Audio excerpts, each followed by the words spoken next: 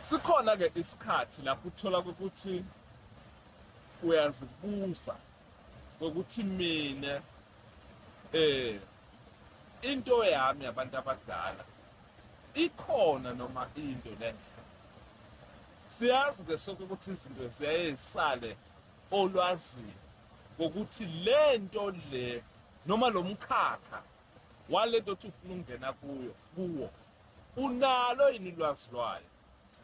Ziba khona ke indlela lapho umuntu onabantu abadala ebonakala khona, and into yabantu abadala kuyaye kube lukhuni kokuthi ilunge mawungakahlangani nomuntu ozokulungisela nomuntu ozokuvulela, ngoba akusibo bonke abantu abaphiwe ukuthi kumele bazivulele izinto zikamoya.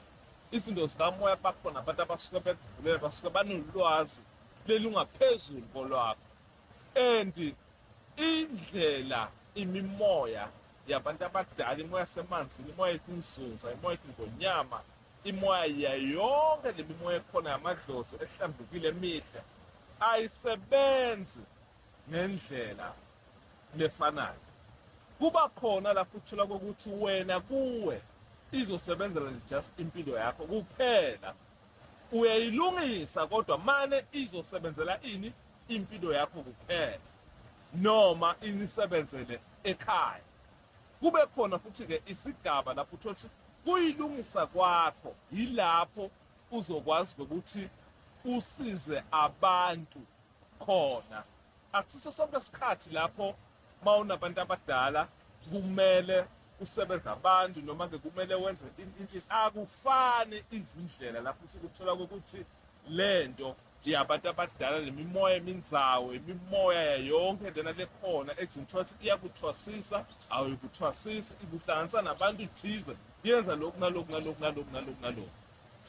Kuba lezimpawu ke lapho uzosuke uthola khona ke noma ke ubone khona ukuthi le mimoya ikhona kimi, mane le mimoya ayikahlambuleki, kukhona izinto ezikakalungiswa. Lapho uzothola ukuthi le mimoya ikuphathisa ngekhanda, ikuphathisa ngamadlebe, ikuphathisa ngeqolo, ikuphathisa ngenhliziyo, ikuphathisa ngohlangothi, ikwenza le mimoya ulahlekelwe yizinto kalula. Wena into ayihlali kuwe, into iyasuka, into kuwe iyashabalala, noma ube umuntu loba nokuthuka nokuchachazela, konke lokho kuyizinkomba zale mimoya. Wena uyagula, uba nezinkinga, uphuma kule nkinga lena ungena kule nkinga lena, uphuma kule nkinga lena ungena kule nkinga lena, kusuke